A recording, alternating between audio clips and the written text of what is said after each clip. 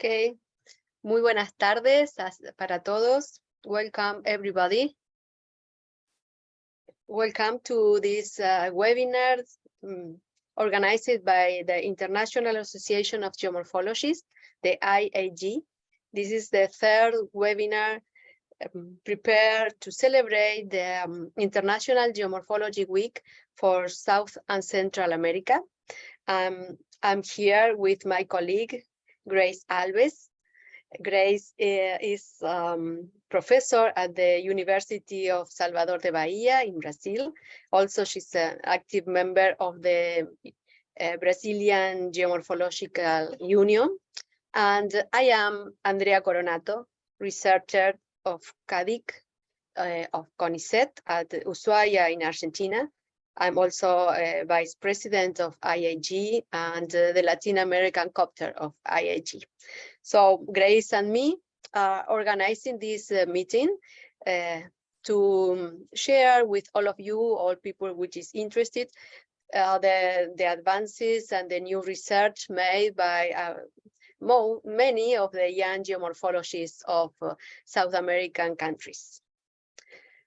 I want to say that as this is an official activity of IAG, we are developing this webinar in English, but also we will talk in Spanish and Portuguese, our local languages. So we wait your comments, your questions, and we want to have nice discussions in any of the three languages. Please be free to ask or to comment in Spanish, Portuguese, or also in English. Buenas tardes a todos, ahora en español. Mi nombre es Andrea Coronato, soy investigadora del CADIC CONICET en Ushuaia. Y bueno, soy vicepresidenta de la Asociación Internacional de Geomorfología, la IAG, y como tal también soy representante de IAG para Sudamérica. Por eso se me ha encomendado la organización de este webinar para celebrar la Semana Internacional de la Geomorfología por tercera vez. Este es nuestro tercer webinar que organizamos en conjunto con mi colega Grace Alves de la Universidad Federal de Bahía en Brasil. Grace es secretaria de la Unión de Geomorfología de Brasil también. Bueno, es un gusto poder trabajar juntas y ya en nuestra tercera actividad desde el año 2021 que estamos realizando estos encuentros para conmemorar la semana de nuestra disciplina. Les decía también que como esta es una actividad oficial de la IAG, vamos a hacer el webinar en inglés y algunas presentaciones serán en inglés, otras en español, otras en portugués, pero por favor siéntanse libres para consultar, hacer preguntas, comentarios en cualquiera de los tres idiomas. Trataremos de entender. Grace? Boa tarde a todas e todos. Eu sou a Grace, sou professora aqui na Universidade Federal da Bahia, Salvador, no Nordeste do Brasil. Também sou secretária da União da Geomorfologia Brasileira. E estamos aqui, né, junto com a Andrea Coronato, que é pesquisadora do CADIC CONICET em Ushuaia, na Argentina, e também vice-presidente e representante da América Latina no IAG. Nós estamos encarregados, então, de dar boas-vindas, né, a todos e todas que estão aqui assistindo. Esse é o nosso terceiro webinar para celebrar a Semana Internacional de Geomorfologia. E por ser uma atividade do IAG, né, da Associação Internacional, a gente vai usar o inglês em algumas apresentações, mas também vamos comentar em português e em espanhol, como estamos fazendo agora. Então, por favor, né, sintam-se à vontade aí para fazer perguntas, comentários em português, em espanhol ou em inglês, o que vocês acharem melhor, e a gente vai ter aí uma boa tarde de discussões. 5 young geomorphologists from Argentina, Brazil, Chile, and Uruguay are the protagonists of this webinar. They will share with us their research results coming from postgraduate studies or coming from their participation in research teams.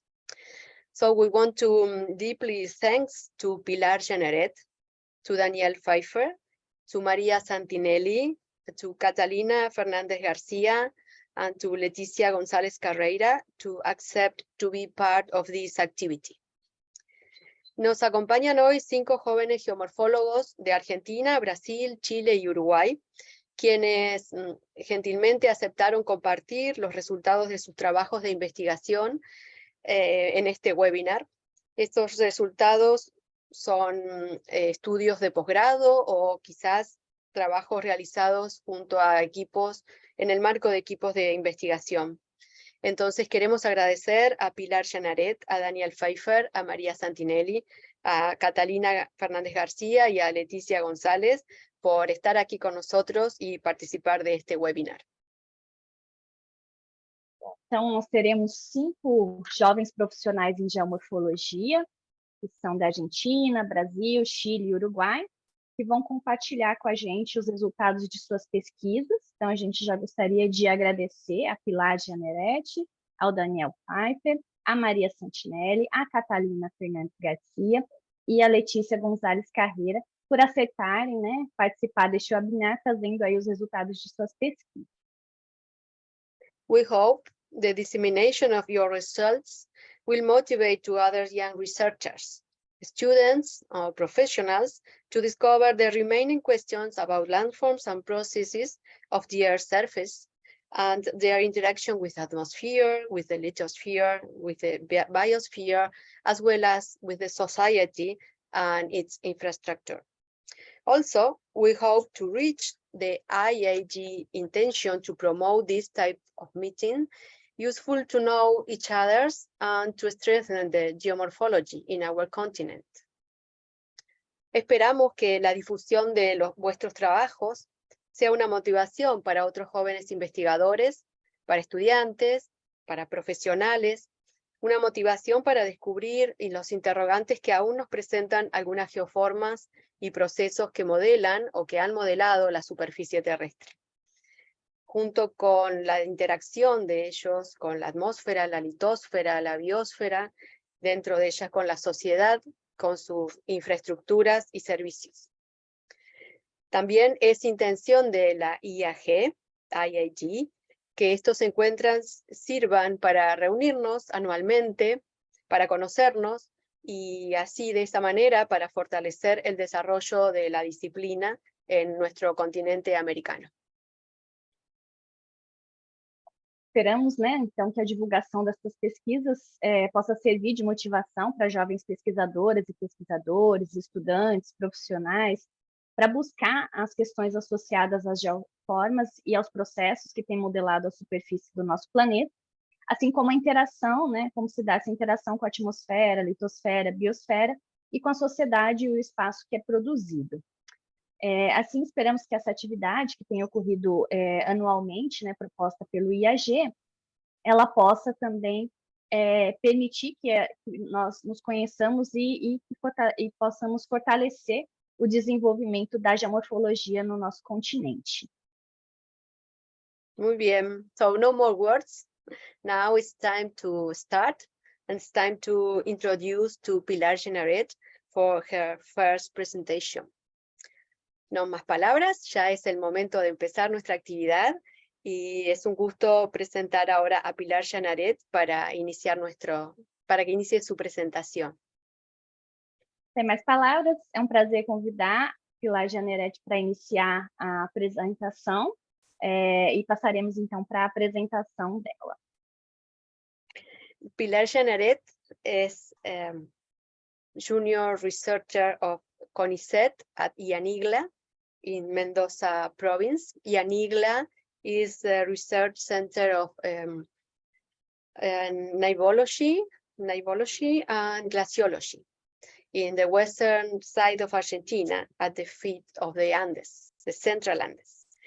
Ella es investigadora asistente de CONICET en IANIGLA, en el Centro Argentino de Nivología y Glaciología, ubicado al pie de los Andes. Y su trabajo, su presentación, versa sobre la evolución del paisaje en los Andes subtropicales. ¿Qué rol tienen los grandes colapsos de laderas? the landscape evolution in the subtropical Andes of Argentina. How much influence does large landslides have? Grace, can you translate to our Portuguese colleagues? A Pilar, ela vai apresentar para a gente, ela é investigadora, jovem pesquisadora no CONICET, Mendonça, Argentina, e ela vai apresentar sobre a evolução da paisagem dos Andes subtropicais, apresentando qual é o papel dos grandes deslizamentos nessa evolução.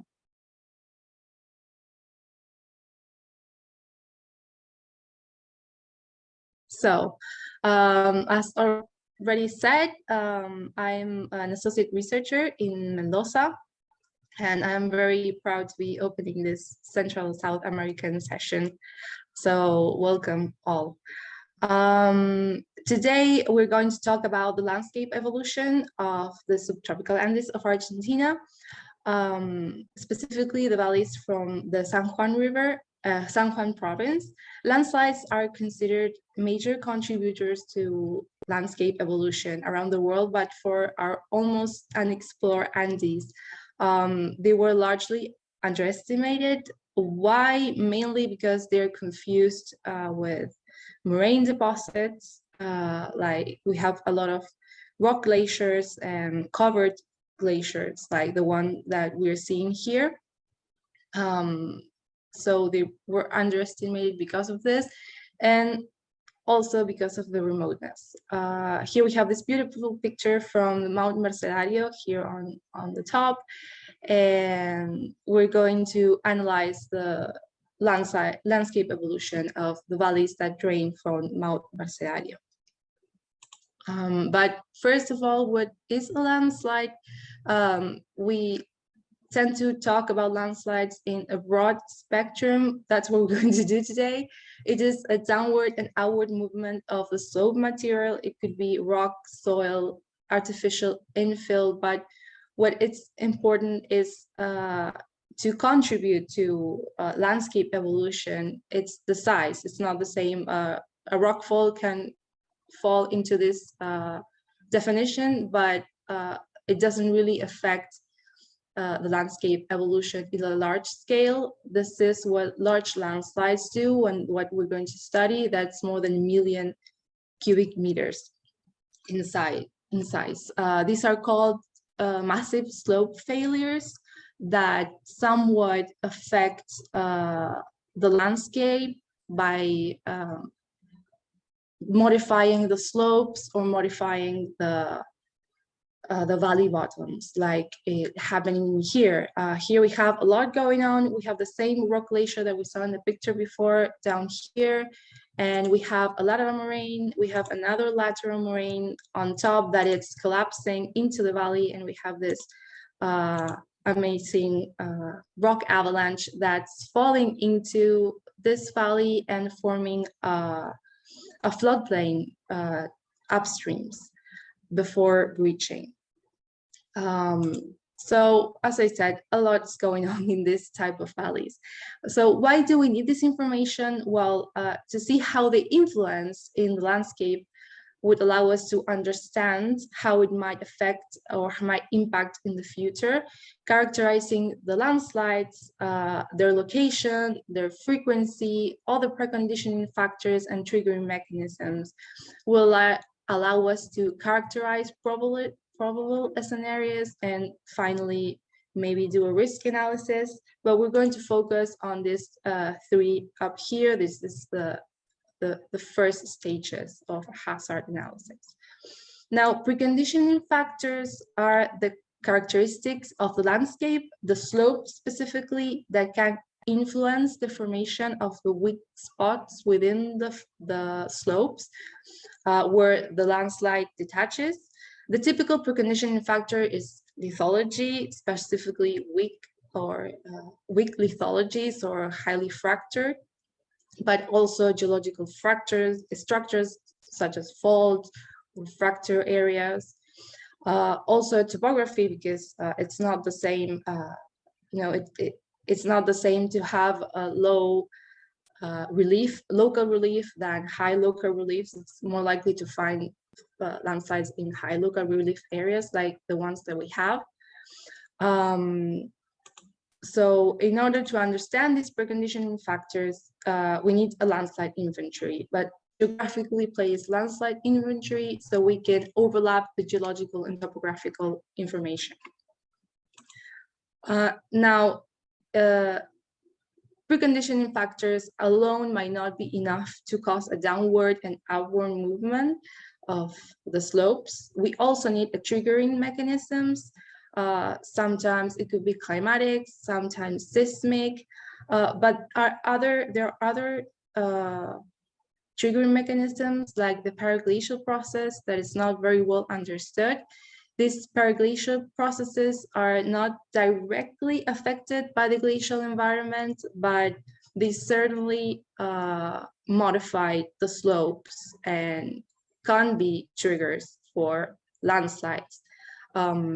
Sometimes they're considered preconditioning factors, but in some areas of, for example, the Scottish Highlands, it's the only possible trigger. So we have to consider this, and this is what we're going to study.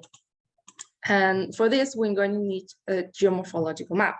So we understand the chain of events that happened during the evolution of those valleys.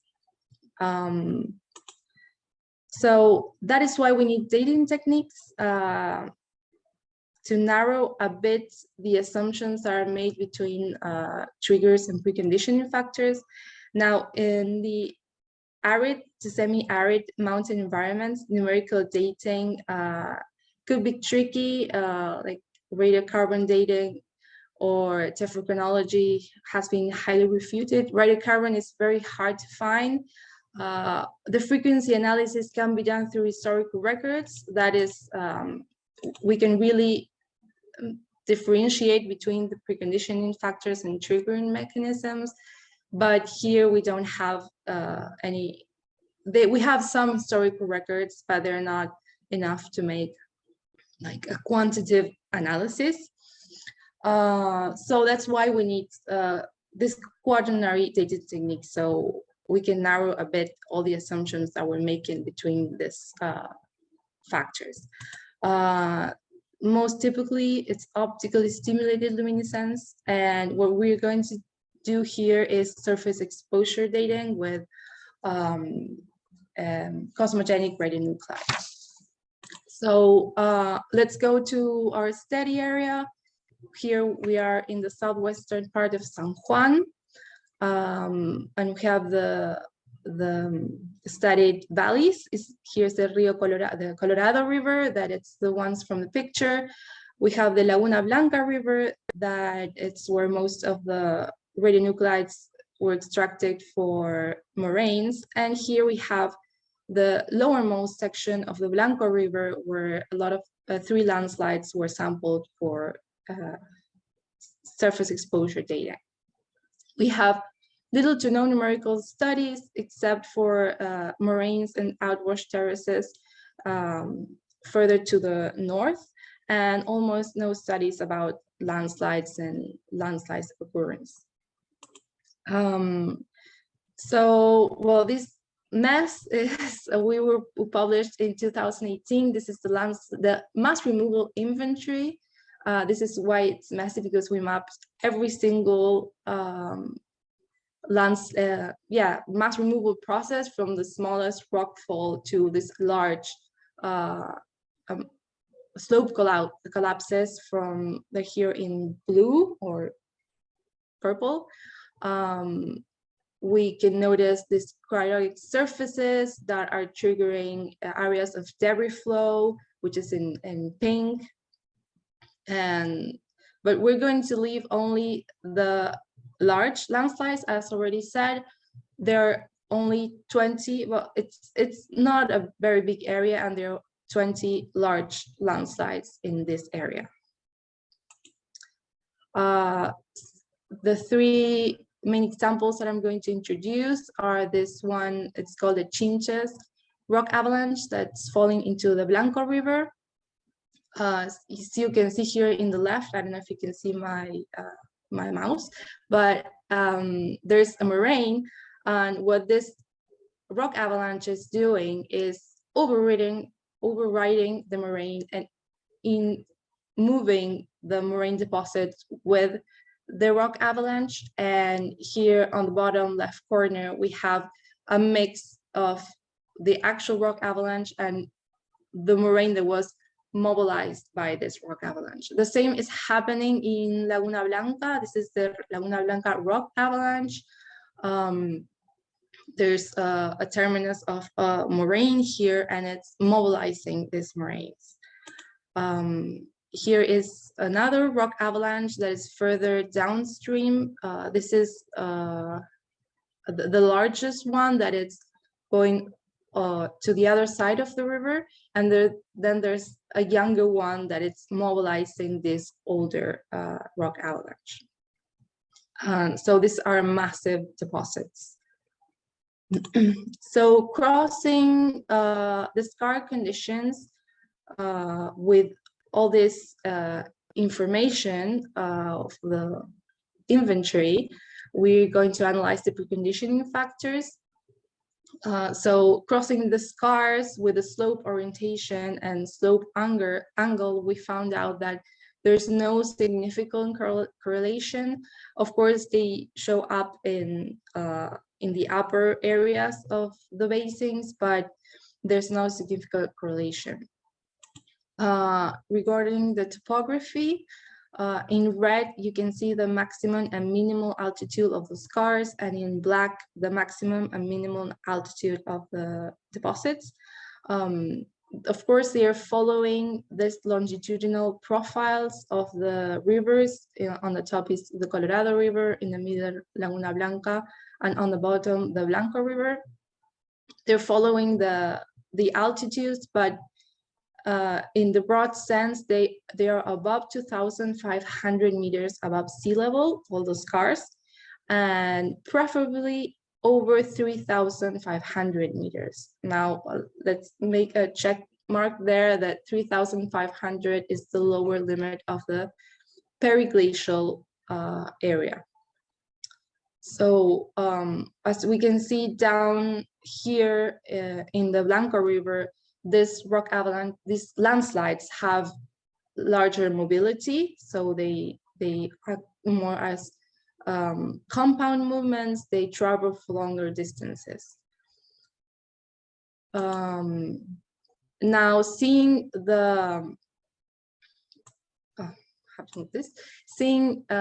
lithology in this graphic, we have the total lithological areas of each lithological groups within the entire basin, that is in blue, and in red we have the total area of the landslides according to each lithological group. And as we can see in blue, quaternary deposits like moraines do not cover a lot of large areas of the basin if we compare it to the choy group or the associated granitoids that are very characteristic of this area, but they do trigger most of the large landslides in this area. So this is one of the first observations that I want you to put in your head. Now, in this map, we can see geological structures. They are located nearby over this fault zones or contact areas between lithologies, or their scars are sourced in here. So this also could be a trigger or preconditioning factor for this large landslides. But well, so we're saying a lot of things that could happen, but we need to narrow a bit these assumptions that we're making. That's why we did the dating of this of 3 of the large landslides, which is the Blanca Lake, which was dated in 12.8 thousand years, and the Chinches rock avalanche, which was dated in 10.88 years. This is cosmogenic radionuclides for surface exposure dating of these boulders that were on top of these landforms. So these two are right in the limit: Pleistocene, Holocene, end of Pleistocene, beginning of Holocene. These are 10 beryllium and 26 aluminium, sorry, forgot that. And then we have this one that, remember, this is the oldest rock avalanche. It's dated in 20.9 thousand years, and there's a younger one that cannot be dated because it's on the other side of the river, but it seemed to be Holocene. So we're looking on the limit of the end of the last glacial maximum. So they're mostly post-glacial, and they also include marine material in their movement. So apparently we need to understand the glacial story, and that's what we're doing here. This is the Laguna Blanca Valley. Here we have the lake that was dammed by the Laguna Blanca rock avalanche. And here are the moraines that were mapped and then dated for also surface exposure dating. Here on top we have, in gray, we have the oldest one. This were 112,000 years. We're sure about this because there's these two ages that are next to each other. They're very similar. Maybe they were preserved by tectonic. It could happen. It happened in Patagonia, so this could be the same case. But the lateral moraines that we're seeing here, we have an older advance that is in green. That is the Rio Blanco advance that was dated between 31 and 22,000 years, and reached all over 2,500 meters above sea level. Remember, that's the lower place, the lower altitude that the scars are found. And then we have the Laguna advance that was dated between 19 and 11,000 years. So, and this one reached 3,000 meters, which is right here in the end of where the rock avalanche was. There's another, a younger one, but it's further upstream and it couldn't be dated. So, 2 levels of the LGM, maybe last glacial maximum and late glacial, and 1 Holocene.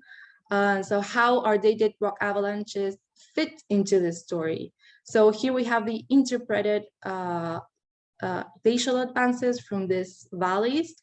We have in green the older advance, in pink or orange we have the late glacial advance, and our scars from the dated rock avalanches fall right next to the limits. Specifically, this one is the Rio Blanco, the Laguna Blanca, and the one on the bottom is the Chinches. I forgot to name them, sorry. And the ages that were 12,000 years and 11,000 years fit perfectly with the ages for the youngest age of our Laguna glaciation, which is in orange, and it was 19 and 11,000 years. And this one that is 20,000 years kind of fits with the other, the older glacial advance, the terminus of the oldest glacial advance, that it was 22,000 years. Remember, this one was 20.9. So again, we're making a lot of assumptions, but this the scars of these large landslides not only fit in time, but also in space with what I assume to be the glacial advances in this valley. So just to recap a bit, large landslides are influenced by geological structures and lithology, but not how we expect it to be. It's mostly quaternary deposits, and specifically moraines that are collapsing or are included within the collapse, which shows that there's some post-glacial influence on the occurrence.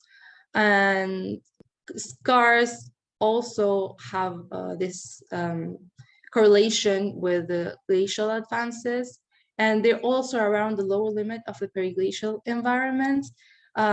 This could also be a preconditioning factor, and this is important because with climatic shifts and a shift of the 0-degree isotherm that goes to higher topographic areas, it could destabilize some areas that are now stable because they are within the periglacial environment.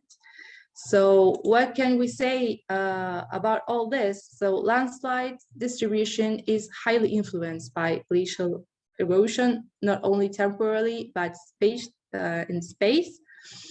And it's influenced by glacial erosion and glacial deposits like moraines. This is what we can call the periglacial effect. But is this the main trigger? Can we totally discard a seismic trigger? Because as you can remember, they were aligned also with geological features like fault zones. But we can't really discard any of those because they're ancient landslides, but we can monitor areas that check both boxes, fault zones with evidence of erosion from the last glacial maximum or late glacial, and probably see how the new retreats of the glaciers affect further upstream. So thank you for your attention. Here are some of the papers where we published all of this. Some things are a work in progress. And if you have any questions, I think we're on time.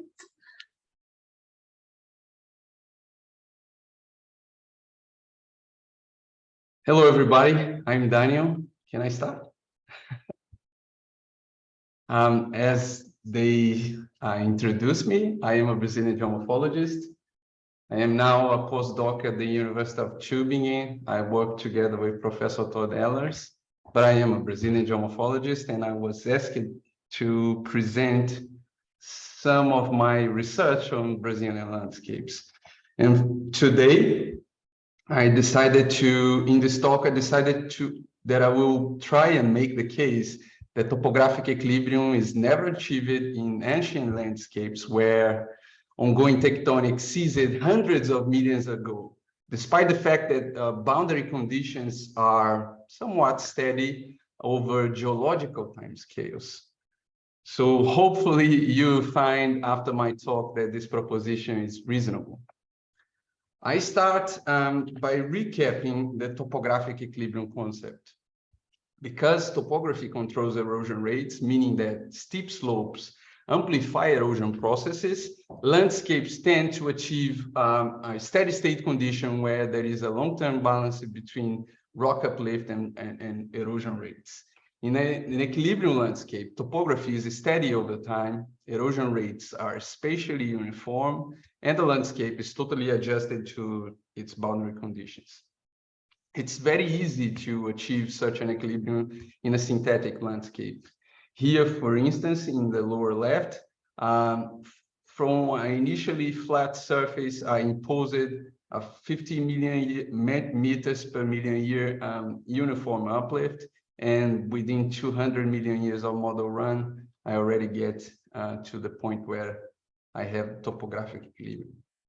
However, in natural landscapes, this is much more difficult, and much because the boundary conditions, meaning bedrock erodibility, climate conditions, and rock uplift changes over space and over time. In the context of in the case of a lithologic heterogenic landscape, if we think in terms of topographic equilibrium, what we have is that erodible rock units are progressively eroded, whereas strong rocks stand proudly in relief, and until the point where the differential steepness everywhere balances these spatial variations in rock strength, and in that moment, erosion rates are everywhere the same. So it is somewhat surprising that the topographic equilibrium concept have been developed in the context of the Appalachians, where ongoing tectonics ceased around 250 million years ago. And as such, other post-orogenic landscapes, such as these ones that I'm showing here, they all have been interpreted as in equilibrium. Despite important geologic differences between each of these landscapes, they share some geomorphic characteristics, such as invariably low erosion rates everywhere in the landscape, boundary conditions that are fixed or they vary very slowly over geologic time scale, and more importantly, they have a juxtaposition of resistant and more erodible rock units side by side at the relief. And normally we have steep slopes where resistant rocks are exposed, and this was widely interpreted as an equilibrium steepening or something on that line. However, the topographic equilibrium hypothesis is somewhat problematic in the context of these landscapes because it requires uplift. And ongoing tectonics here in this landscape ceased a very long time ago. On top of that, many parts of these landscapes are still extremely steep, normally where you have strong rocks. In this case, we are in Brazil, in the Caraça range, where quartzites are exposed. And because of that, many geomorphologists have posited that different processes capable of driving uplift long after cessation of tectonic activity has driven topographic rejuvenation. So at this point, we have multiple hypothesized pathways of landscape development in the aftermath of mountain building.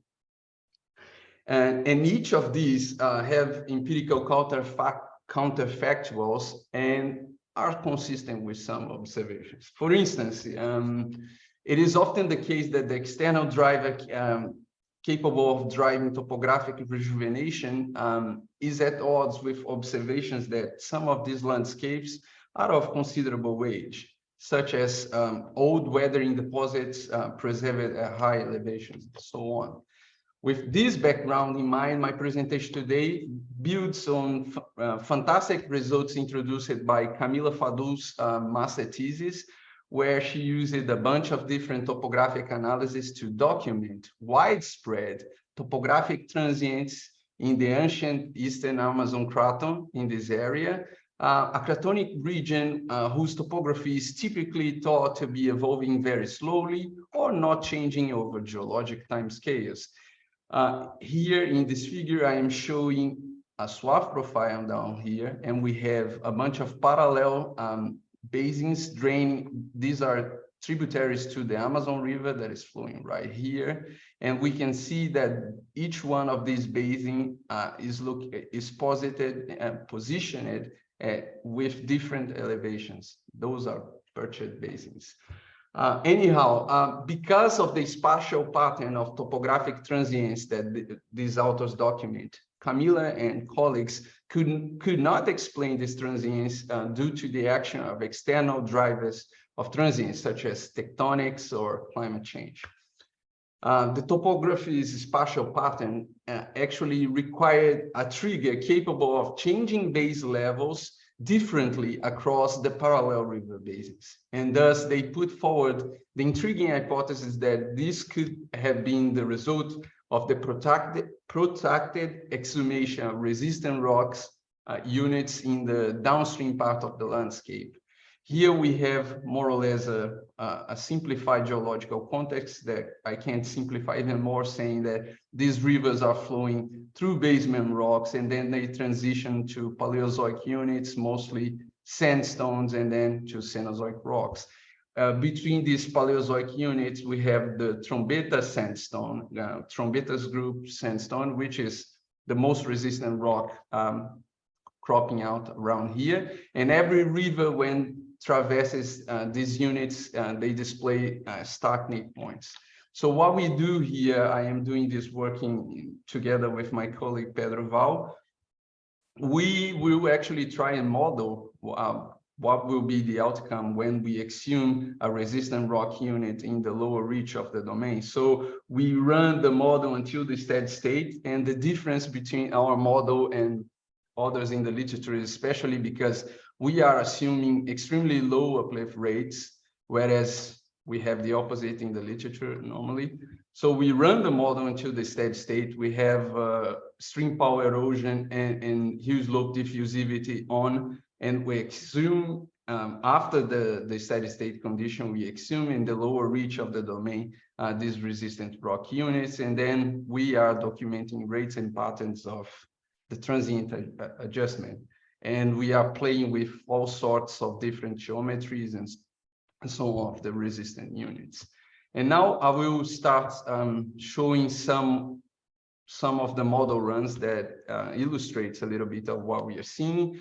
And in here, I am showing one of these runs, which kind of synthesize our findings. We see the topography in 3D in the upper part here, and we see here where the resistant rock unit has been exposed.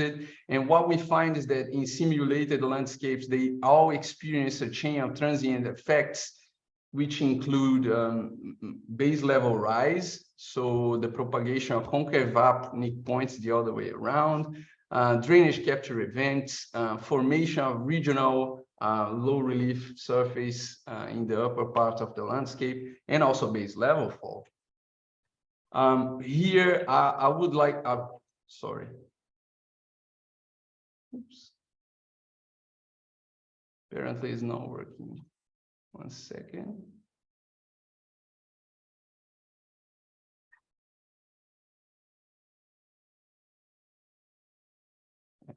So it's not working this one.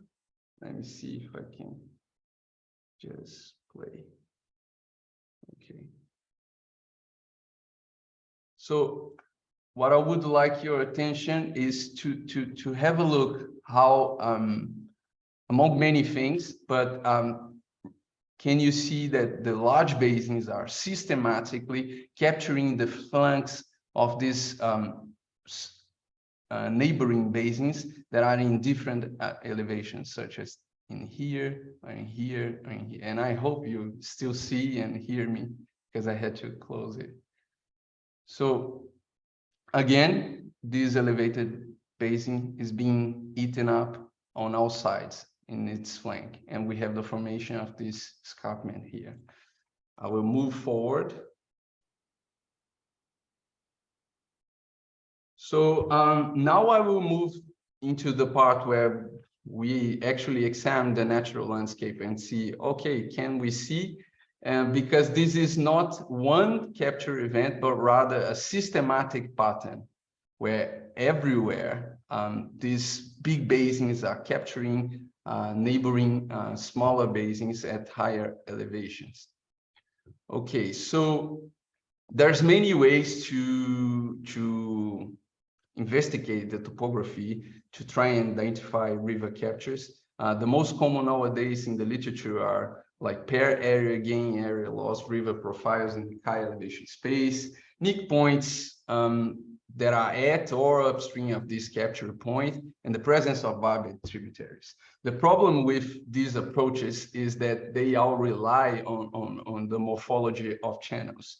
And as soon as these nick points, they zip through the entire landscape and leave the system, these archives does not exist anymore. So what I am doing here is focusing on the wind gaps that form, which is a post-capture landform that cannot be associated with other events, for instance.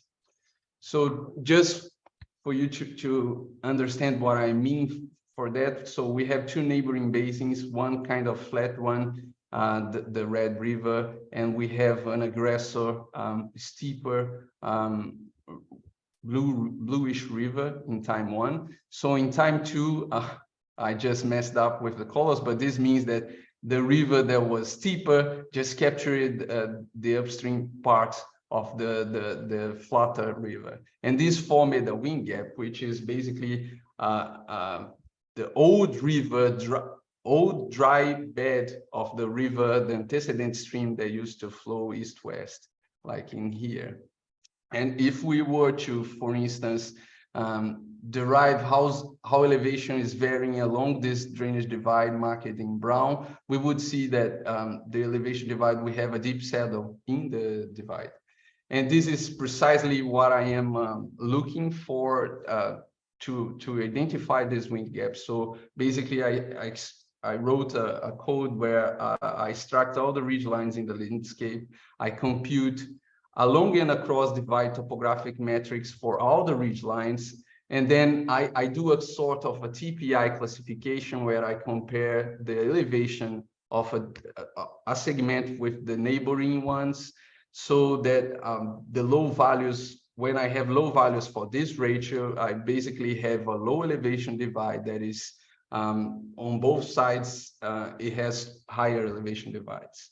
And we identify these wind gaps as low elevation divides with also low across divide relief. And after that, having these wind gaps, we use the most common topographic analysis and do this the same way as everybody. Because we do like this, we can systematically go into the landscape and look for the captures. Whereas in the most common, the traditional approach, this doesn't happen. So we can see results already. In pink, we have capture points, and in yellow, we have wind gaps and the main catchments, such as the ones that I showed. And I will be adding layers here, a bunch of different layers, actually. So just the rivers, so that we can understand, they are draining southward. Here, they are tributaries of the Amazon River that flows around here. And it's not one or two, or it's hundreds of captures. And they display a systematic behavior in which the bigger basins are systematically capturing areas of the smaller basins and all along the flank. And this makes the morphology of the big drainage divides quite sinuous. So here we have the areas that have been captured. And we can see that we have large captures, small captures. This all happened during in our landscape. And this is pretty much as what we saw with the models. Now I will just detail this big capture so you can have a look. Basically, we have the capture stream in blue, the revested ridge in red, and the green one is the beheaded ridge. These three used to be together, and all of this network used to flow south.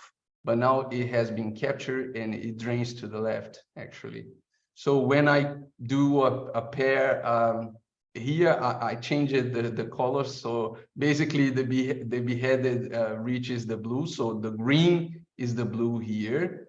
The capture, the blue in the right is the black one, and the revested streams, the red one. So we still have the normal signature of piracy in pair area gain, area loss profiles. However, when I compare the long profiles of the revested ridge, which is the red one in here, and in here is the blue, with the beheaded one ridge, which is the one in brownish, I have something that looks like it is equilibrated.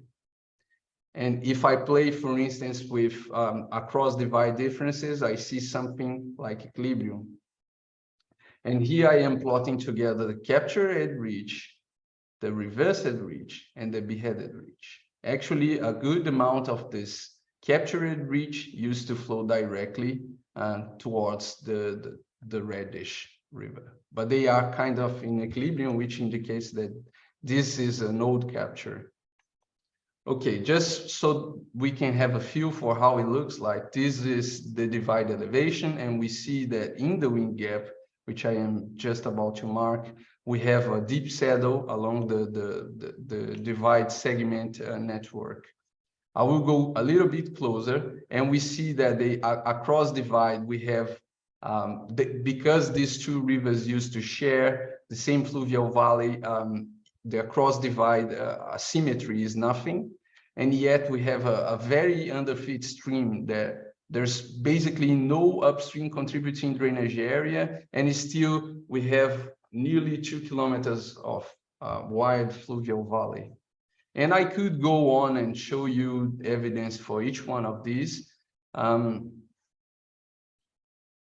am just playing something more so you can see how the present day morphology of the landscape agrees with what is predicted when you assume a resistant rock unit in the downstream portion of your landscape. Each one of these reddish spheres represent a drainage capture or a change in drainage area between these two basins. Okay, so from all this that I have been showing you guys, we could see that this is pretty much the case for this landscape. And what this implies, I am going to the finish line already. What this implies is the following. So if we think that in post-orogenic landscapes, in that case was a cratonic landscape, where we have extremely slow erosion rates, let's say we have 10 meters per million year as an average in those landscapes. If we multiply this by 500 million years, we have 5 kilometers of erosion. If we have 5 kilometers of erosion in an ancient landscape, we will expose at the surface a kind of rock that was previously buried. And when we do, this engenders a series, a chain of transients. And these transients may take, in our landscape, in our simulations, we can see that the transients may exist for more than 100 million years. So, and each time you expose a new rock at the surface that was previously buried, you engender another transient. And with that, it's basically impossible for equilibrium conditions to, yes, just in time. It's basically impossible for topographic equilibrium to be achieved. And what I am saying, it also agrees with recent numerical modeling studies in a slightly different context, but they show that when you have, especially when you have subhorizontal layers, as long as you have exposed at the surface two different rock types, you don't have topographic equilibrium. And with this, I thank you very much. Sorry for the small problems that took me out of line a little bit, but always good. Thank you very much.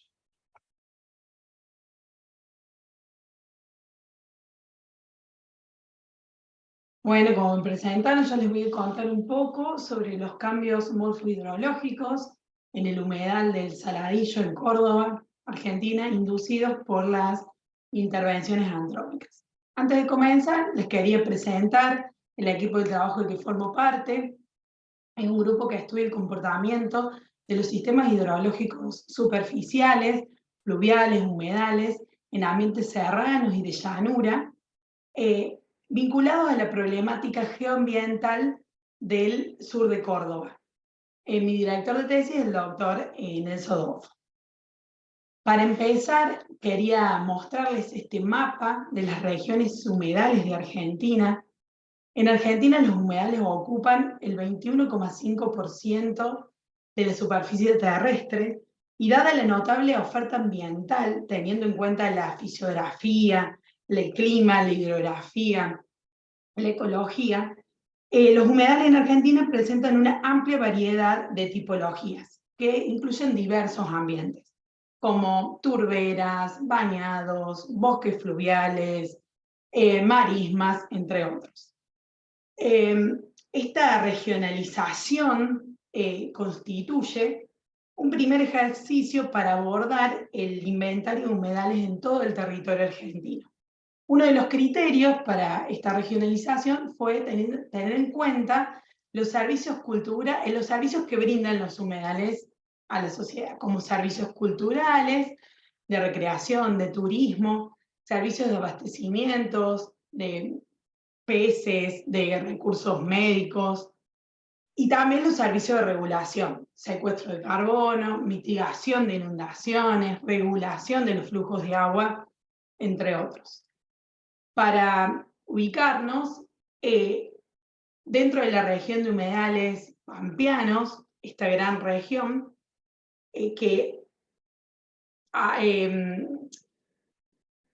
las provincias que forman parte son Buenos Aires, Santa Fe, parte de Córdoba y parte de La Pampa. El relieve en general es plano o levemente ondulado, o de planicies deprimidas anegables en forma permanente que tienen una suave pendiente hacia el océano Atlántico de los cauces principales. Dentro de esta región, dentro de la subregión 8B, se encuentran los Bañados del Saladillo, que es las lagunas salobres de la Pampa interior, clasificados en el sureste de Córdoba y el sudoeste de Santa Fe, de distintos orígenes, de origen eólico, de origen mixto, tectónicas y eólicas, y de origen fluvial.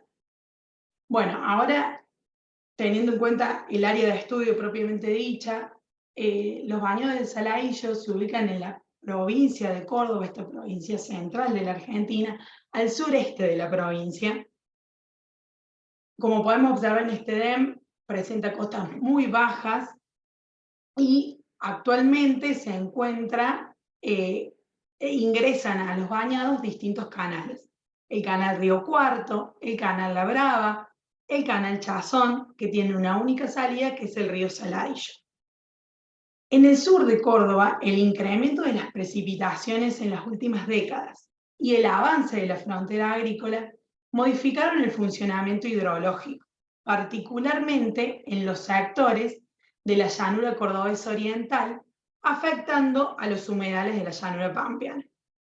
Quería mostrarles este mapa de la hidrografía del sur de Córdoba, donde aquí en este óvalo rojo se encuentra el área de estudio. El área de estudio representa una zona de descarga regional, tanto de aguas superficiales como de aguas subterráneas, siendo el río Cuarto el que aporta los mayores caudales líquidos y sólidos.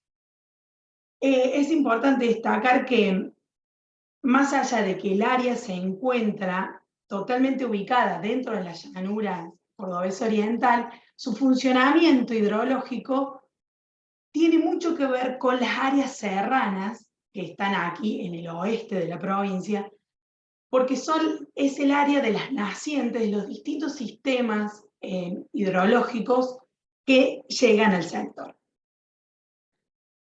La zona tiene una principal problemática que son las inundaciones, el anegamiento, la sedimentación, que involucra grandes extensiones territoriales. Por ejemplo, aquí le quise mostrar una foto donde se ve la localidad de La Carlota, que está siendo afectada luego de una crecida por derrames del río Cuarto con sus respectivas inundaciones.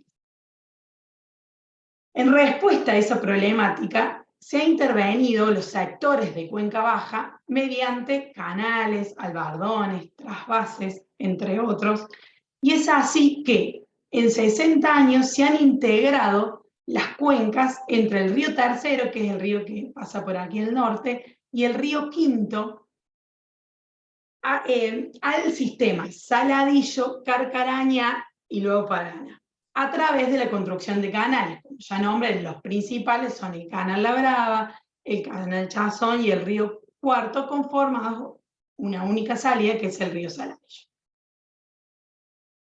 En relación al contexto geomorfológico regional, les quería mostrar este mapa de Argentina, donde vemos que el área está dentro de lo que es la llanura chaco-pampeana, y este mapa de la provincia de Córdoba, geomorfológico de Cariñano, donde A nivel regional, el área posee un relieve bajo a suavemente ondulado, que representa geoformas fluviales, eólicas, interdigitadas y o sobreimpuestas. El área forma parte de la planicie fluvio-eólica central, que está integrada por los paleoabanicos del río Cuarto, que es este, y del río Tercero, y de la planicie Marco Juárez Corral. Y también forma parte de la planicie arenosa del sur, que está integrada por la depresión Curapaligüe y la planicie sudoriental con campos de dunas. A nivel local, las depresiones principales y los tenues altos, que dan el sentido y la intensidad de la pendiente, son de niveles que están vinculados a la presencia de bloques que están diferencialmente ascendidos, mientras que los de niveles menores se asocian a formas de relieve producto de la acción fluvial y o a procesos de deflación o acumulación eólica. Ahora yo les voy a mostrar cuáles son las principales unidades del área de estudio, ¿no? Una unidad principal es el paleoabanico del río Cuarto. Esta geoforma de agradación que exhibe un variado grado de preservación asociado a la cubierta eólica arenosa que se le juxtapone. Aquí, en esta imagen satelital, se pueden ver algunas de las paleofajas fluviales con sus lomas de interfluvios. Otra unidad es el abanico moderno del río Cuarto, que es el abanico de derrames aluviales más recientes del río Cuarto, previo a la canalización. Ya vamos a ver más adelante cómo esta unidad fue transformada con la canalización. Otra de las unidades es la planicie elevada oriental, que es esta, que corresponde al bloque elevado asociada a la falla regional del Saladillo, y en la zona de estudio representa el área de transición entre el mar de arena pampeano y la faja periférica loésica. Y, obviamente, como unidad mayor, los Bañados del Saladillo, que es esta depresión tectónica asociada a esta falla del Saladillo regional, que presenta un relieve plano cóncavo, con pendiente general hacia el noreste, muy baja de 0,02%, y dentro de esta unidad se exhiben formas asociadas a procesos fluviales, lacustres, palustres y eólicos.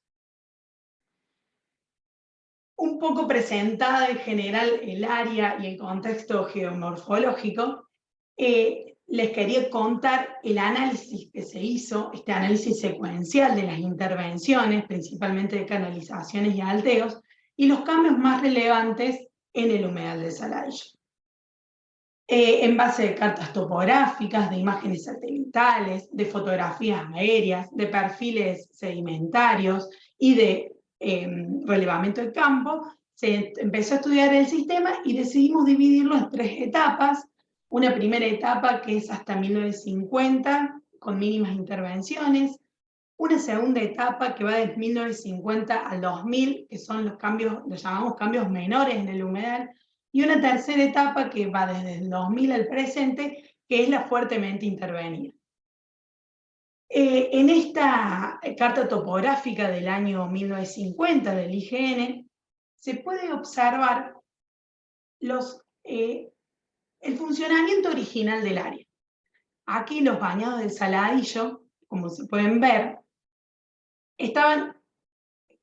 había 2 sistemas de lagunas, una de lagunas menores y otra de lagunas mayores, que no estaban conectados entre sí, que tenían régimen hidrológico permanente, que estaban sostenidos por el acuífero libre, que tenían diferentes tipos de calidad de agua. Las lagunas más dulces estaban asociadas a la zona de descargas del río y de cubiertas de deflación, y que esta unidad no tenía,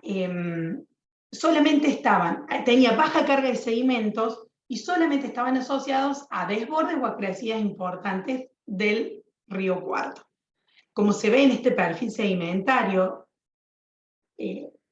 a la derecha, podemos ver la asociación de facies 3, que son depósitos palustres, que le sobreyacen, la asociación de facies 2, que son depósitos de llanura e inundación, que son arenas muy finas de los desbordes del río Cuarto, y luego sigue nuevamente la asociación de fase 3. Entonces, es algo que nos evidencia que originalmente los bañados del Saladillo tenían conexión con el río Cuarto en épocas de crecidas extraordinarias para drenar sus excesos hídricos.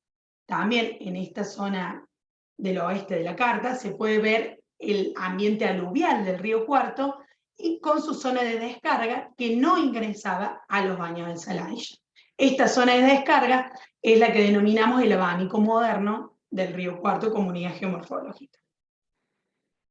Esto le quería mostrar para ver un poquito del origen de los cuerpos lagunares mayores, que tienen origen eólico, donde se puede observar que las lagunas ahora ocupan las ollas de deflación de antiguas dunas parabólicas.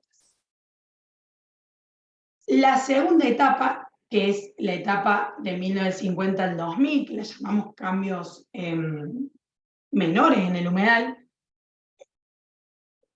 aquí empieza la extensión, ¿no?, y la canalización del río Cuarto hacia el extremo meridional de los bañados, y también la canalización del canal La Brava. En un primer momento el canal Río Cuarto y el canal La Brava viajaban juntos. Y obviamente también asociado a los canales se construyen los albardones en las márgenes. ¿Qué pasa aquí? Empieza a haber el comienzo de sedimentación, primero obviamente en el sistema de lagunas menores, pero no hay cambios relevantes en el humedal. Ya podemos ver que a fines del año 99, en una crecida importante, cómo se empiezan por el contraste de coloración en la imagen satelital, cómo empiezan a sedimentarse los cuerpos lagunares mayores. Aquí en este diagramita queríamos mostrarles cómo es este proceso de colmatación de las lagunas, que es por la progradación de deltas, con sus canales alimentadores típicos. Y la etapa 3, que es la etapa desde el 2000 hasta el presente, que es la etapa fuertemente intervenida, donde antes de ver los cambios y lo que pasó, quería mostrarles este mapa con las diferentes intervenciones en la red de drenaje, donde ya vemos el canal Río Cuarto, el canal La Brava y el canal Chazón, que atraviesan el corazón del humedal y también el corazón de las lagunas. También, por otro lado, se observan canales internos, o también llamados canales clandestinos, realizados por los productores del área, y también alteos de caminos internos. Entonces, en esta etapa, la gran intervención que tiene que ver con el redimensionamiento y la extensión del canal Río Cuarto, conectando los dos sistemas lagunares. Entonces empieza a haber una rápida pérdida de estos ambientes, principalmente con la sedimentación, mediante, como dijimos, es por la progradación de estos frentes deltaicos, también por abanicos de desbordes laterales y también por la decantación del material más fino. Pero también no solo es la sedimentación, sino también es el drenado de este ambiente. ¿Por qué? Porque como se ve, aquí por ejemplo, antes en esta imagen de la laguna Lavar, se ve cómo esta laguna fue totalmente colmatada porque fue atravesada por el canal Río Cuarto.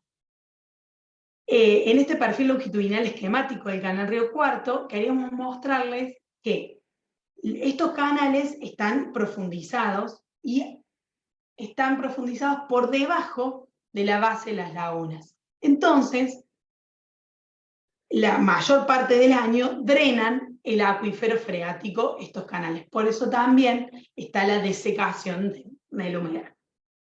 Y también queríamos mostrarles cómo es el comportamiento del sistema en crecidas. Se tuvo la oportunidad en el año 2015 de hacer un vuelo luego de una crecida extraordinaria y cómo se veían las lagunas en este evento. Y se puede observar que recuperan su forma y recuperan un poco su función de almacenamientos de excesos hídricos.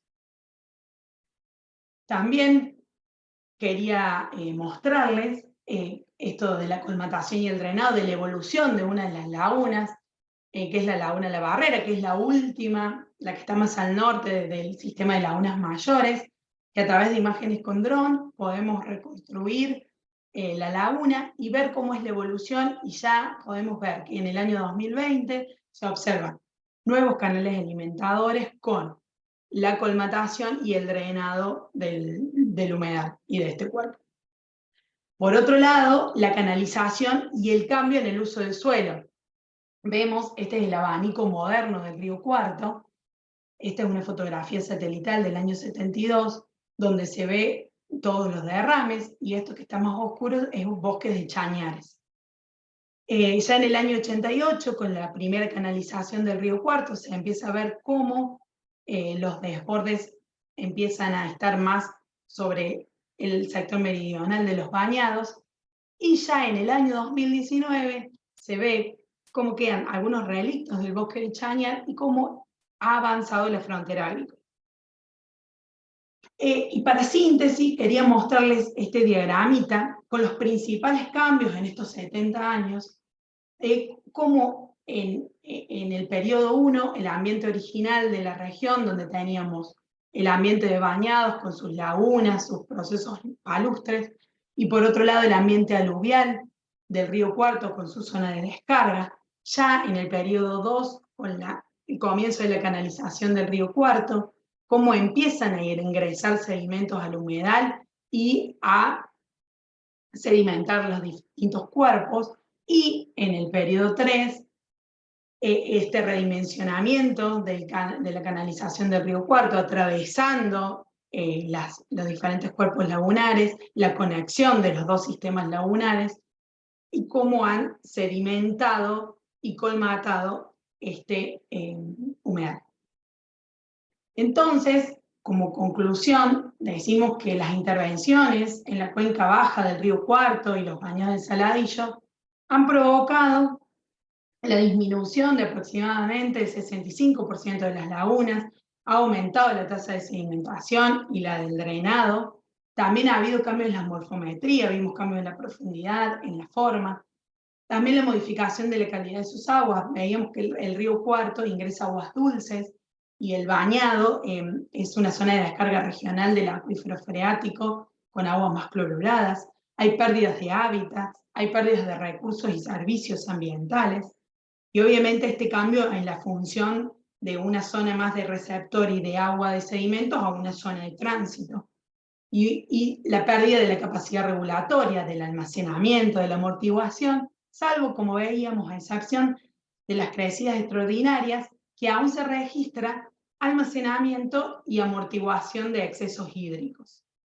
Entonces, como consideraciones finales, nosotros creemos que en este contexto se refleja la necesidad de recuperación, al menos parcialmente, de la conectividad del cauce del río Cuarto con su llanura aluvial de descarga, con la activación del abanico moderno, para atenuar el peligro de inundación de localidades aledañas y las pérdidas de recursos y servicios ambientales provocados por la colmatación y el drenado.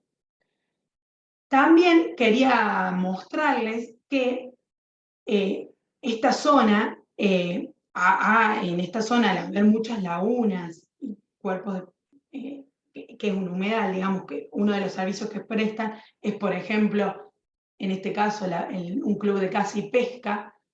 Debido a estos cambios, una de las lagunas, que es la laguna La Helvecia, que es esta de las lagunas que pertenece al sistema de lagunas mayores, que es la que está ubicada más al sur, que no fue atravesada por el río Cuarto, pero que ha sufrido también amenazas en su supervivencia por la desecación principalmente de la laguna. Y esto inició una gran lucha, principalmente por los miembros del Club de Caza y Pesca de la Helvecia, ante organismos municipales, provinciales, hicieron difusión también en la sociedad, foros en la universidad, para visibilizar la problemática, y hoy en día la laguna, aunque asistida por una obra hidráulica, ha recuperado su plenitud como cuerpo de agua y con ello ese territorio que es tan emblemático para las comunidades de Canals y la región. Y es por esta lucha que nos motivamos desde la universidad a realizar a través de un proyecto de extensión, se produjo un producto audiovisual que mostró este pequeño gran triunfo de recuperación parcial del humedal de algunos de sus servicios ecosistémicos, con una significante proyección social y cultural. Y este corto documental va a ser ahora reproducido primero en la localidad de Canals y después también en la universidad, y después va a tener un link en un canal de YouTube. Bueno, muchas gracias por su atención, espero que se haya entendido. Cualquier pregunta.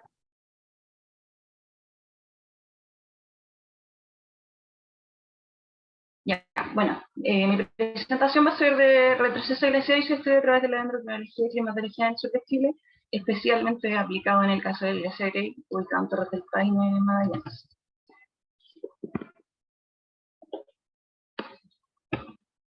Bueno, en el actual escenario de variabilidad climática y cambio climático, existe una serie de glaciares que se han visto afectados, presentando una gran pérdida en la superficie de su cobertura.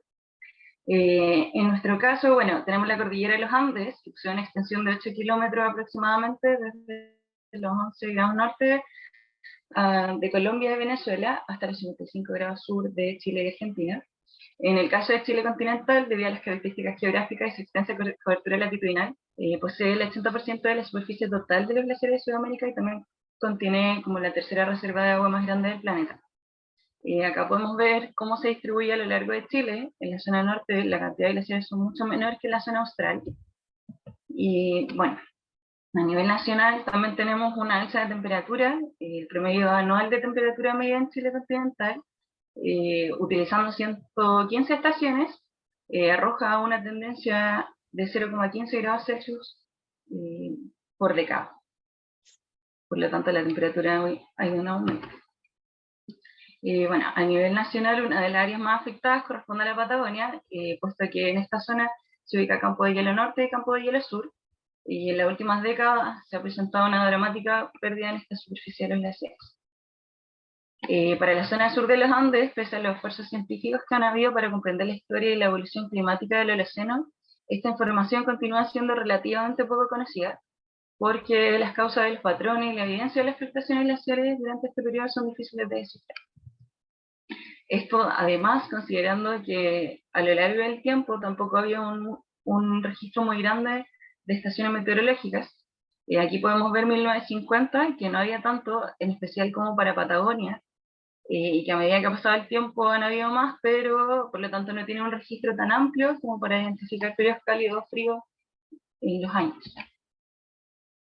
Bueno, la señal climática grabada en los anillos de crecimiento arbóreo se puede utilizar para reconstruir el clima pasado para periodos en los cuales no se dispone de registros meteorológicos. Entonces, de esta manera, aparece la dendrocronología como una técnica de gran utilidad para enfrentar estos vacíos o ausencia de información paleoambiental. Bueno, la dendrocronología es una disciplina científica que estudia la relación de los árboles y el tiempo, y que está dotada de un conjunto de principios y técnicas para extraer, separar e interpretar la información que contienen de los diferentes factores que pueden haber influido en el crecimiento de estos árboles. De esta manera, bueno, a lo largo de Chile hay muchas especies endémicas, pero también se destaca la especie Nothofagus humilio, lenga, como conocida, puesto que abarca más de 18 grados de latitud a lo largo de la cordillera de los Andes, es decir, que cubre 2.200 kilómetros que se extienden desde la cordillera de Talga a los 35 grados sur hasta el canal Beagle 55 grados sur. Bueno, acá tenemos un listado de algunas de las especies de la extensión latitudinal de especies arbóreas que se encuentran entre los paralelos 30 y 56 sur. Y de arriba hacia abajo podemos ver que en el sexto lugar está Nothofagus humilio, que cubre los 20 paralelos. Bueno, en mi tesis de pregrado, porque yo soy geógrafa de profesión, yo trabajé en el glaciar Grey y sacamos muestras de la morrena lateral del glaciar Grey y del lunar. Entonces, bueno, el glaciar Grey se ubica a los 51 grados sur, al interior del Campo de Hielo Sur, es una lengua de Campo de Hielo Sur, y está en el Parque Nacional Torres del Paine, en la región de Magallanes, Chile. Acá podemos ver toda la extensión latitudinal que tiene Chile, y en específico acá se ve también el campo de hielo norte, el campo de hielo sur y el glaciar. Bueno, al igual que la mayor parte de los glaciares del mundo, en estas últimas décadas ha presentado una gran cantidad de desprendimientos del glaciar Grey, además de por las temperaturas y quizás la falta de precipitación, en particular el glaciar Grey al desembocar en un lago proglaciar, también está propenso a procesos de calving, que esto quiere decir desprendimientos del glaciar. Bueno, el objetivo de mi tesis o de mi investigación fue identificar o analizar las variaciones del área del glaciar Grey, considerando los retrocesos frontales que ha tenido en el último tiempo. Por lo tanto, el uso de técnicas paleoambientales es clave, ya que en esta zona no hay tantas estaciones meteorológicas. Por lo tanto, la dendrocronología y las variables climáticas fueron claves en este desarrollo de la investigación. Para determinar el crecimiento de nuestros fumiles, la dimensión del glaciar Grey a través de cronologías de ancho de anillos, se compararon estas variables climáticas con las cronologías de ancho de anillo, y se relacionaron las variables climáticas también con los cambios de área del glaciar Grey. A través de metodologías como ya mencioné, la dendrocronología, que se basó en la colecta de muestras en terreno, que aquí se puede ver el glaciar, la morrena lateral y el nunatak. La preparación de muestras es a través de se va a terreno, se sacan las muestras de los árboles de nuestros fumillos con una barrena de Presley o barreno. Después esas muestras pasan por una cierta preparación, donde se montan en madera, y después se procede al conteo de anillo con fichado visual, que también se hace en la lupa, y se mide estos anillos en un programa, se utiliza cofecha, y se hace la construcción de las cronologías. Para vincular las cronologías con estaciones o con los datos climáticos de temperatura y precipitación, se usaron 3 estaciones meteorológicas, la de Punta Arenas, Puerto Natales y Torres del Paine, y también datos guiados de glaciar Grey, Torres del Paine, Puerto Natales y Punta Arenas. También se utilizaron las herramientas de RESPO, que son desarrolladas por Mariano Maciocas, que realizan el análisis a través de una ventana temporal de 41 meses, seleccionando el conjunto de datos en periodos móviles de 1 a 12 meses, comenzando en enero del segundo año calendario anterior y terminando en mayo. Esto es considerando que los árboles no crecen de enero a diciembre, sino que crecen en primavera, por lo tanto el año está un poco movido. Se empiezan a crecer como en octubre, noviembre, y se cierra el año en junio del siguiente año, aproximadamente. Por lo tanto, permiten considerar todas las combinaciones de meses posibles en el desfase de estas 2 años, estas herramientas. Por otro lado, para los análisis del glaciar, se digitalizó el glaciar Grey para cada año entre 1979 al 2020, digitalmente, a través de ARGIS. Se hizo el cálculo de áreas en kilómetro cuadrado y se calculó las tasas de retroceso. Los resultados de esta investigación, bueno, acá tenemos las cronologías obtenidas, la cronología estándar de la morrena lateral a la izquierda y la del nunatak a la derecha, donde se obtuvo que ambas cronologías presentan una tendencia a la disminución del ancho de anillo hacia el 2014. Puesto que las muestras fueron extraídas del 2015, entonces el año formado fue el 2014. Que en el caso de las muestras pertenecientes en el nunatak, esta disminución es mucho más evidente que en la muestra de la morrena lateral. Estos resultados de disminución del ancho de anillo en las últimas décadas también coinciden con otras investigaciones que son desarrolladas acá en Patagonia, tales como las de Álvarez, que reveló que el crecimiento de Belenga en el límite de alborío del volcán Chochuenco ha disminuido desde 1900 al 2012. Esta misma tendencia la identificó Castellano en el 2017, donde se demostró una disminución del crecimiento radial en especies de nuestras familias en el lago desierto de la Patagonia Argentina, y a partir de la década 2000. Y Ruiz, por último, también en el 2020, identificó una brusca disminución en el crecimiento de anillos a partir de mediados de la década del 90 hasta el 2017. Misma condición que tiene el glaciar Grey, que inicia como en el 2000 esta disminución. Bueno, la respuesta de los árboles a las variables climáticas arrojó, en el caso de la morrena lateral, una respuesta positiva ante las temperaturas de primavera de 2 años previo al periodo de crecimiento, y una respuesta negativa con las temperaturas de invierno previo al periodo de crecimiento. el bosque reacciona de una manera negativa ante las precipitaciones de invierno de 2 años previos al periodo de crecimiento, y positivamente ante las lluvias de verano previo al periodo de crecimiento y las de otoño de 2 años previo al periodo de crecimiento. En el NUNATAC, por otro lado, la respuesta fue positiva ante las temperaturas de primavera de 2 años previo al periodo de crecimiento y negativa ante las temperaturas de los meses de verano previos al periodo de crecimiento. El sitio, en cuanto a las precipitaciones, responde negativamente del otoño previo al periodo de crecimiento y de manera positiva ante las lluvias de meses de primavera al periodo de crecimiento. Bueno, respecto al efecto de la temperatura en el crecimiento de notofagus pumila, los resultados obtenidos en los sitios demostrados también son o coinciden con otras investigaciones, demostrando que la temperatura afecta posteriormente al crecimiento de árboles en sectores australes.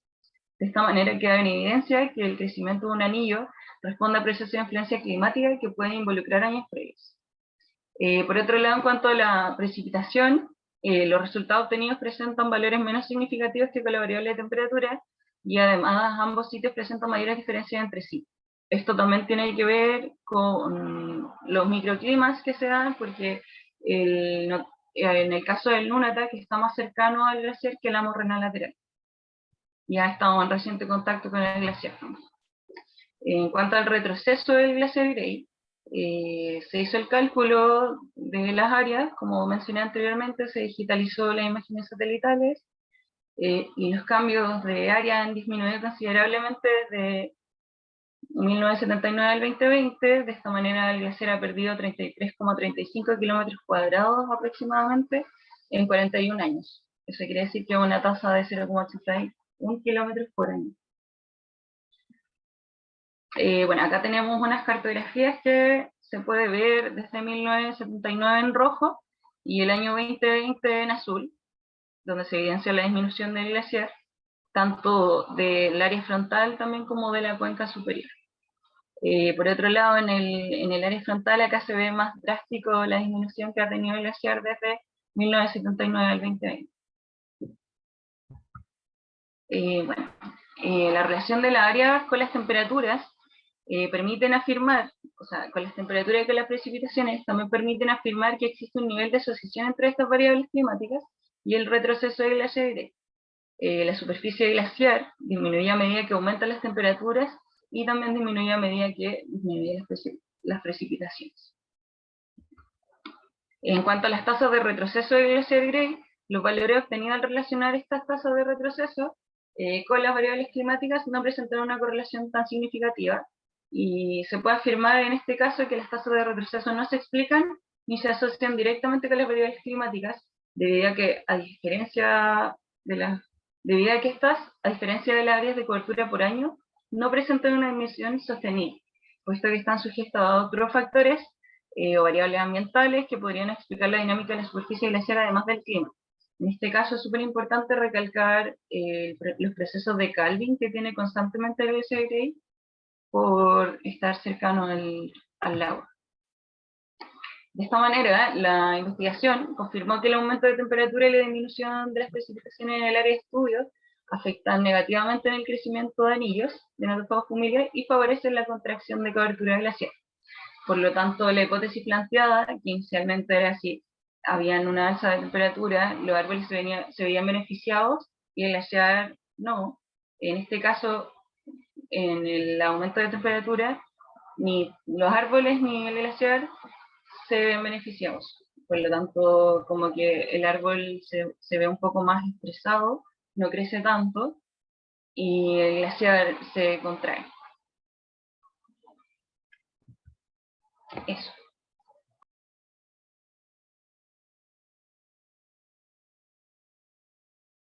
Well, at first, I would like to explain that this work started out strictly by geological geomorphological approach, but then we, with the group, we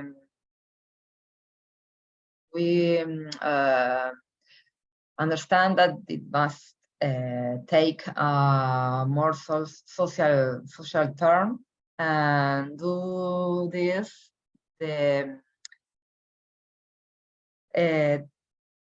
because the contribution of the local population, it was very important for us to know new geoforms in the field.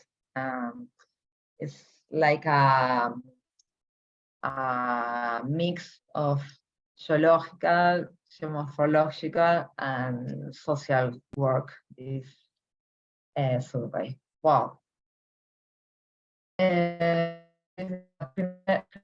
Preliminary survey of karstic landscape in Yerbal. This is a new approach for us from the geological studies in Uruguay, because we are not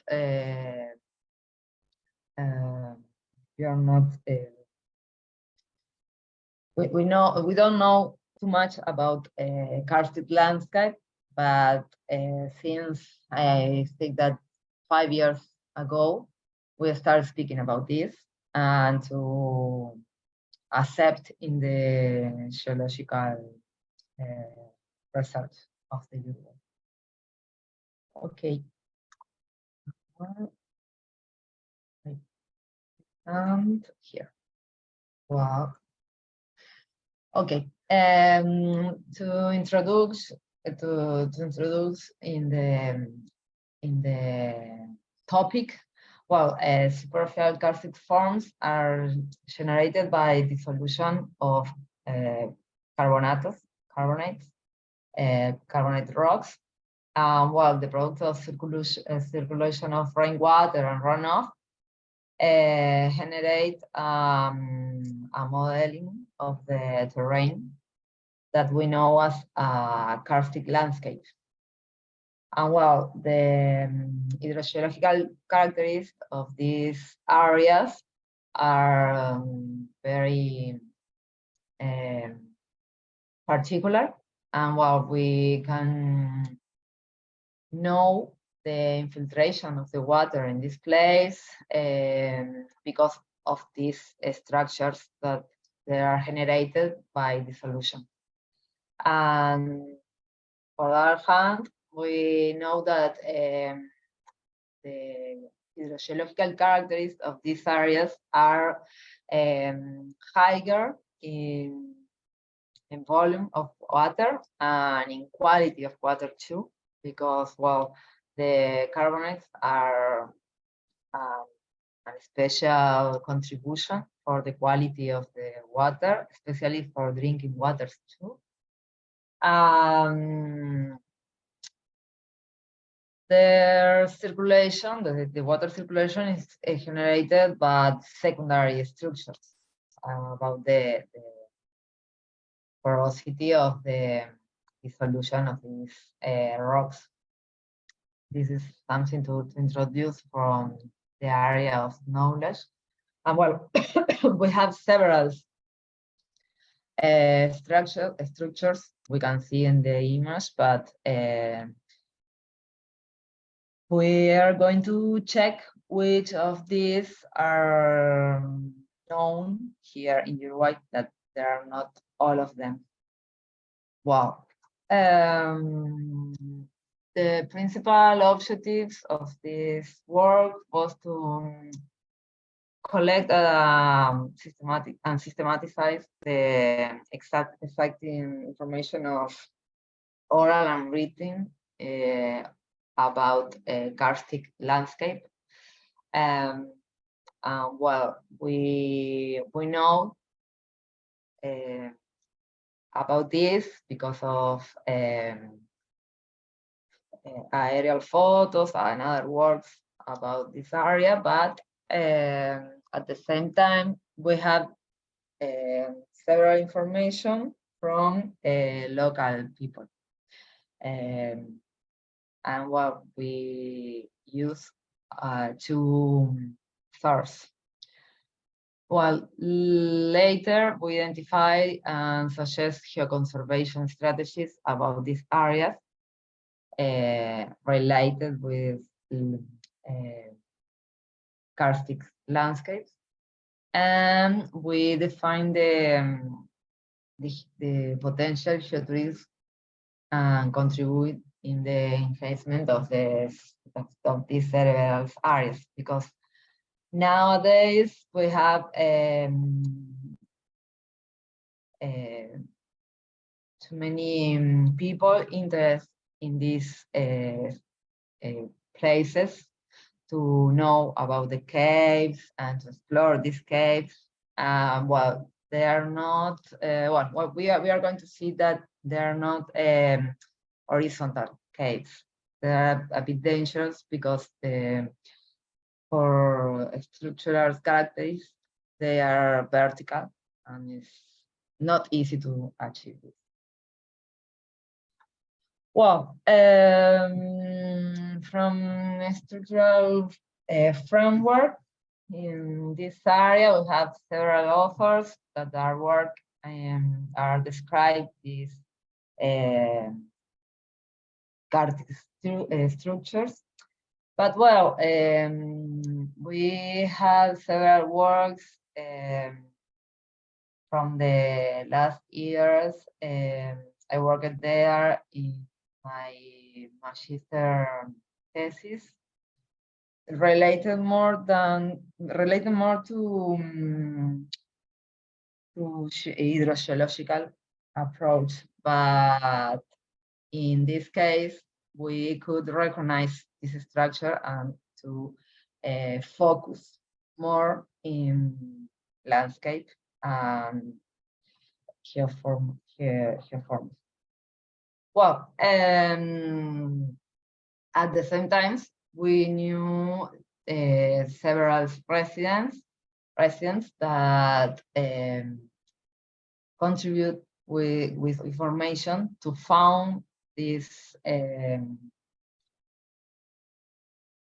important areas because they are a bit hidden, and well, of course, to can approach these caves that are not easy to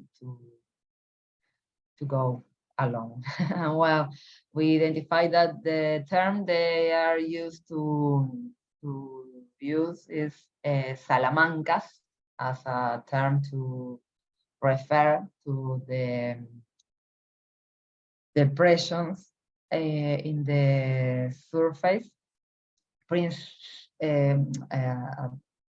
At first, principal to the caves, of course. Well, this area is on the northeast of Uruguay, and is hills areas, but at the same time, we have in this territory an environment protection area, who is known as Quebrada de los Cuervos, and they have several management and too many studies, of course, related more in vegetation, animals, and biodiversity, but we contribute with this work to generate geomorphological information related to the karstic structures. Well, at the same time, here we have a geological map with more detail, and we can show there the outgroups of karstics and carbonates, especially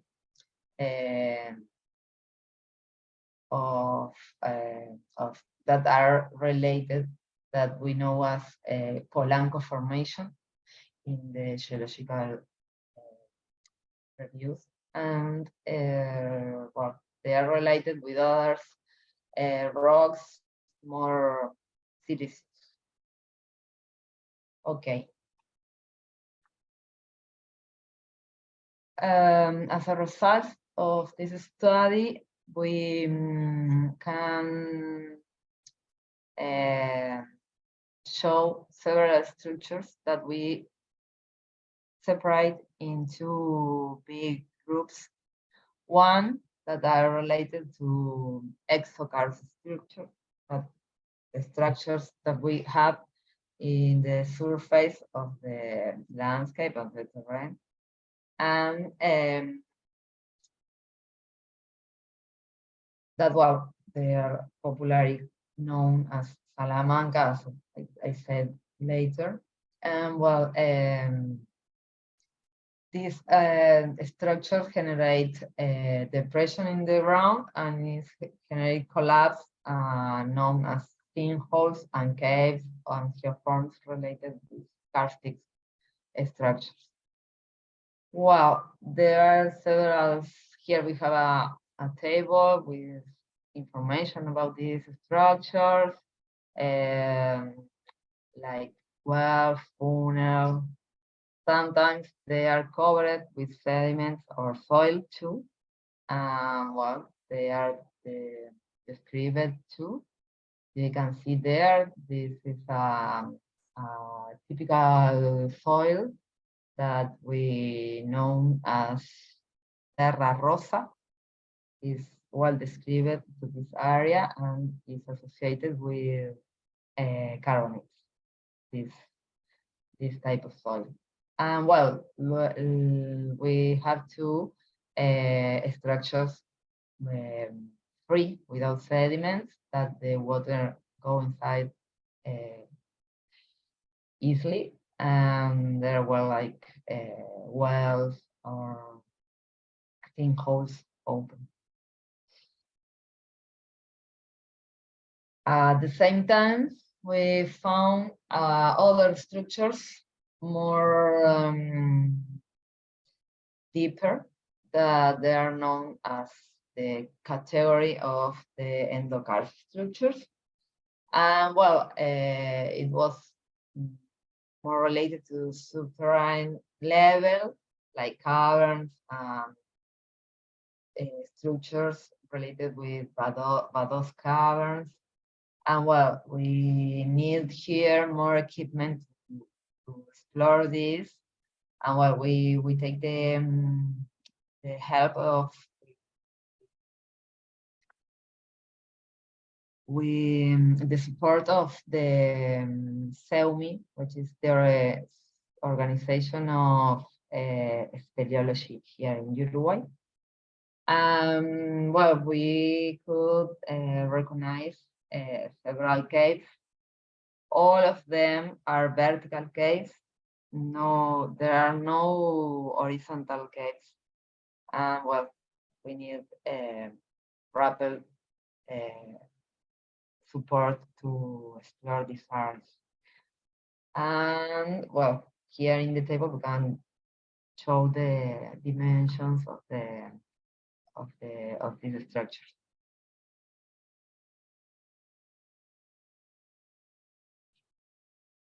Bueno, at the same time, in these cavities, in these caves, we could find other structures that are properly about the water circulation, at the same time coexisting with the cave, that are the speleothems that were very important to understand other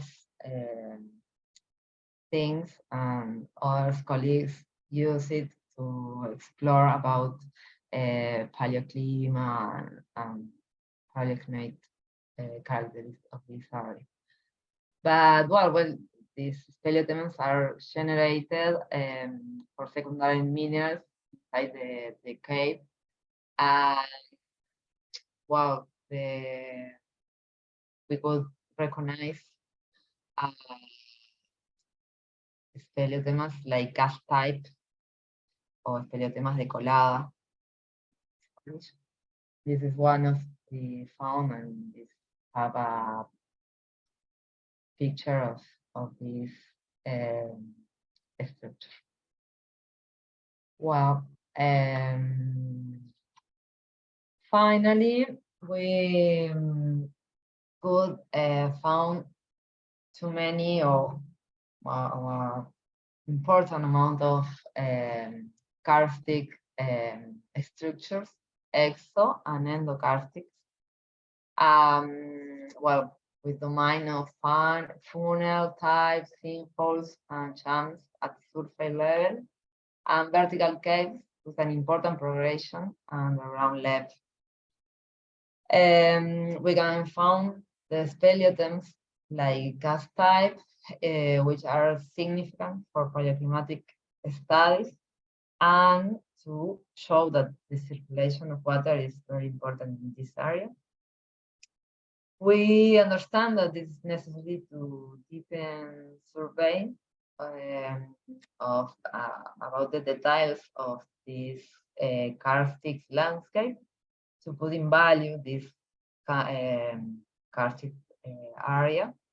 Well, we should approach this with help of multidiscipline like geology, archaeology, biology, landscape science, and other ones.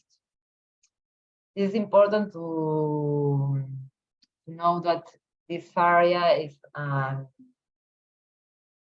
important mine district in Uruguay, and it wasn't easy to go to the field because this group of population are a bit angry about the activity, the mining activity, and if for a geologist to work in conservation and landscape is difficult for people understand that it is not about mining. It's important to I should tell this. Well, we have we create a relationship with the local people in this survey. Well, if we know that we should, in order to promote public policies of conservation of water reserves and safe ecosystem service, as well as to strengthen geotourism in this area, and education and conservation tools to the territory, because it's starting this activity, especially geotourism in this area. The caves are not easy to approach. It's necessary to use rappel to practice this activity with appropriate professionals, because the caves are deep and a bit dangerous and very far away from town or hospital, and if you have an accident, could be dangerous. Well, they have too many acknowledgements, especially for the local doctors, that they help us a lot. Well, to SEUMI too, the speleology organization that work with us. This is the work I want to present today.